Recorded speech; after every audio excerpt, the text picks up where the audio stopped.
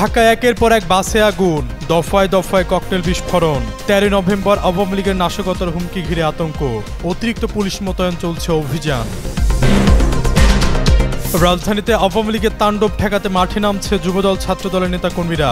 রাতে পল্টনে মহড়া, রবুল ইসলাম নয়নের কড়া হুঁশিয়ারি।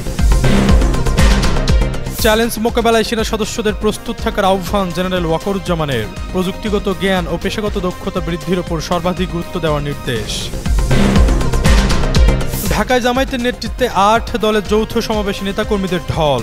জুলাই সনদের আইনি ভিত্তি ছাড়া জাতীয় নির্বাচন নয়, বললেন ডাক্তার শফিকুর রহমান। নির্বাচন সামনে রেখে চূড়ান্ত প্রস্তুতির পথে অন্তর্বর্তী সরকার। গুরুতর আচরণবিধি লঙ্ঘনে প্রার্থিতা বাতিলের ক্ষমতা পেয়েছে নির্বাচন কমিশন।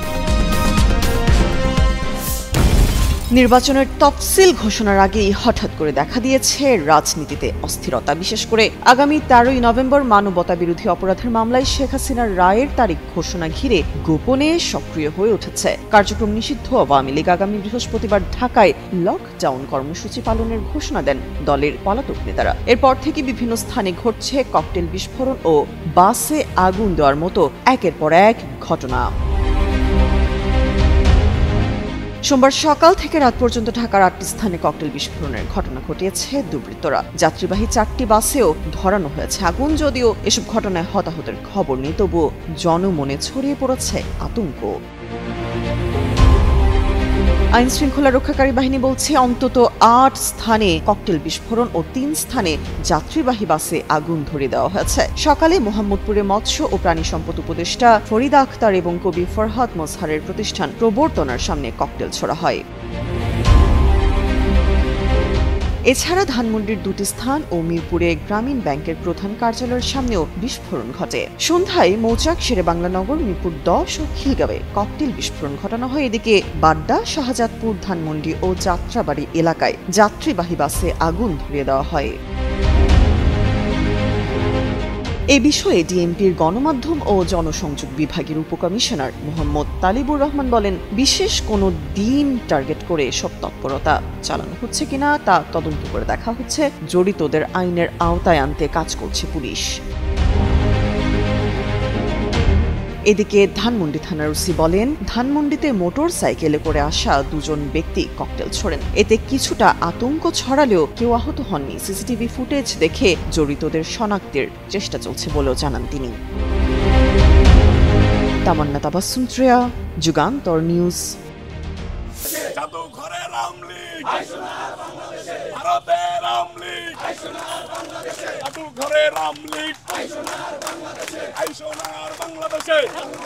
মুজিববাদের ঠাঁই নাই আমার সোনার বাংলায়, আমার সোনার বাংলায়। মুজিববাদের ঠাঁই নাই, মুজিববাদ গেলি কই, হই হই রই রই, মুজিববাদ গেলি কই, হই হই রই রই, মুজিববাদ গেলি কই, হই হই রই রই, মুজিববাদ গেলি কই, হই হই রই রই, মুজিববাদ গেলি কই। বাংলায় মুজিববাদের ঠাঁই নাই, মুজিববাদের ঠাঁই নাই আমার সোনার বাংলায়, আমার সোনার বাংলায়। মুজিববাদের ঠাঁই নাই। সন্ত্রাসীদের কালো হাত ভেঙে দাও, গুড়িয়ে দাও। বোমাবাজদের কালো হাত ভেঙে দাও, গুড়িয়ে দাও। ধর্ষকদের কালো হাত ভেঙে দাও, গুড়িয়ে দাও। চাঁদাবাজদের কালো হাত ভেঙে দাও, গুড়িয়ে দাও। আওয়ামী লীগের কালো হাত ভেঙে দাও, গুড়িয়ে দাও। যুবলীগের কালো হাত ভেঙে দাও। বাংলাদেশে খুনি আওয়ামী লীগ, সোনার বাংলাদেশে। ইতিহাসের আওয়ামী লীগ, সোনার বাংলাদেশে। ধর্ষকের আওয়ামী লীগ, সোনার বাংলাদেশে। ধর্ষক আওয়ামী লীগ, সোনার বাংলাদেশে। চাঁদাবাজ আওয়ামী লীগ, সোনার বাংলাদেশে। মায়ের খেতে আওয়ামী লীগ, সোনার বাংলাদেশে। পাশের রুটি খাইতে আওয়ামী লীগ,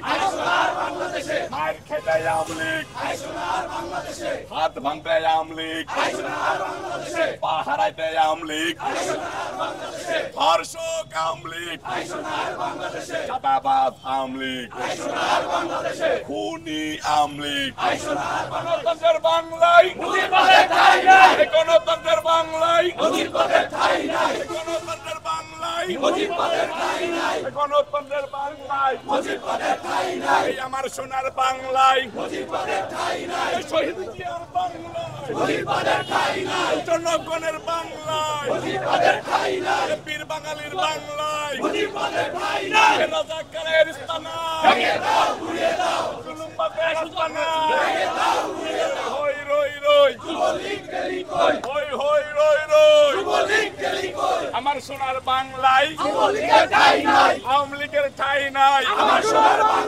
আমার সোনার বাংলায় আওয়ামী লীগের ঠাঁই নাই। মুজিববাদের ঠাঁই নাই। আমার সোনার বাংলায় মুজিববাদের ঠাঁই নাই। আমার সোনার বাংলায় মুজিববাদের ঠাঁই নাই। আমার সোনার বাংলায় মুজিববাদের ঠাঁই নাই। এ বোমাবাদের আস্তানা, স্বৈরাচারের আস্তানা, ধর্ষকদের আস্তানা।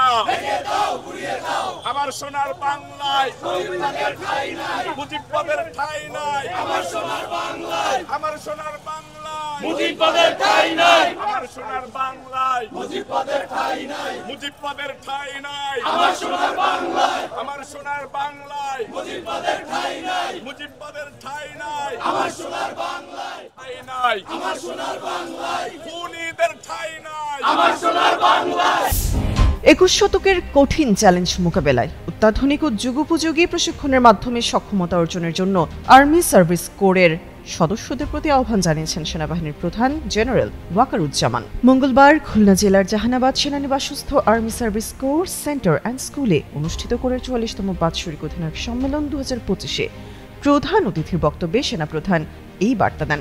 সম্মেলনে উপস্থিত এএসসির সব ইউনিট অধিনায়কদের উদ্দেশ্যে দেওয়া বক্তৃতায় সেনাপ্রধান কোরের গৌরব উজ্জ্বল ঐতিহ্য এবং দেশ মাতৃকার সেবায় তাদের অনবদ্য অবদানের কথা গভীর শ্রদ্ধার সঙ্গে স্মরণ করেন। সেনাপ্রধান জোর দিয়ে বলেন, আধুনিক যুদ্ধক্ষেত্র এবং লজিস্টিক্সের পরিবর্তিত প্রেক্ষাপটে এএসসির ভূমিকার গুরুত্ব অপরিসীম।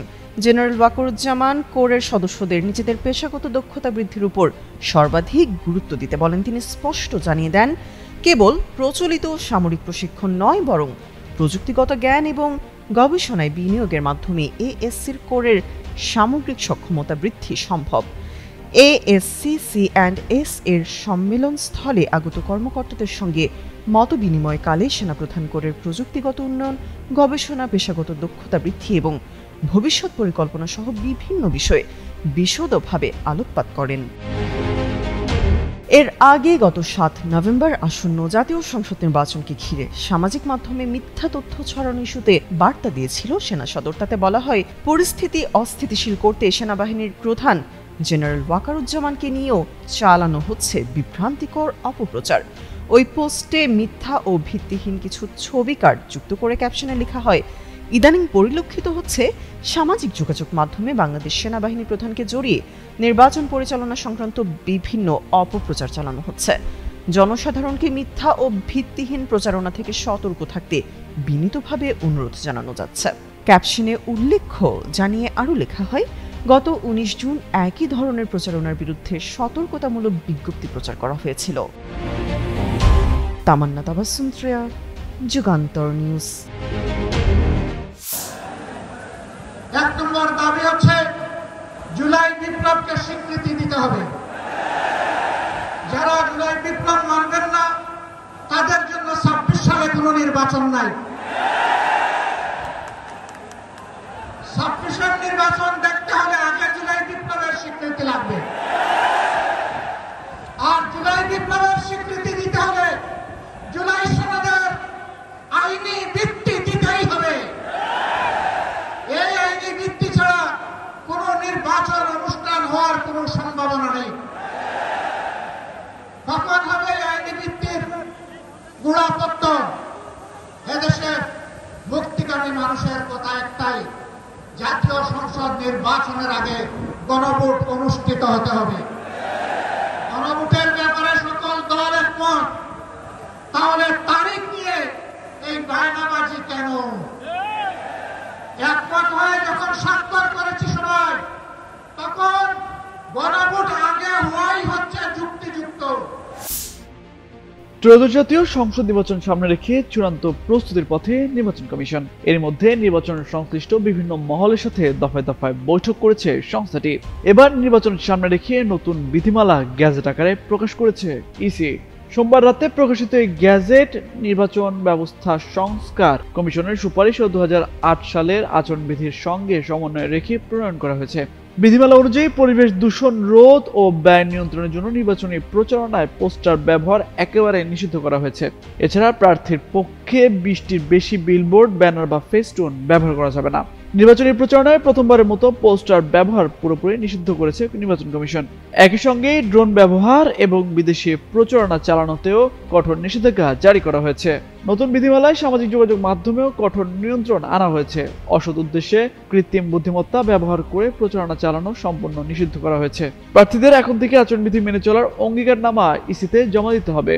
এছাড়া প্রথমবারের মতো সব প্রার্থীকে একই মঞ্চে নির্বাচনী ইশতেহার ঘোষণা করতে হবে।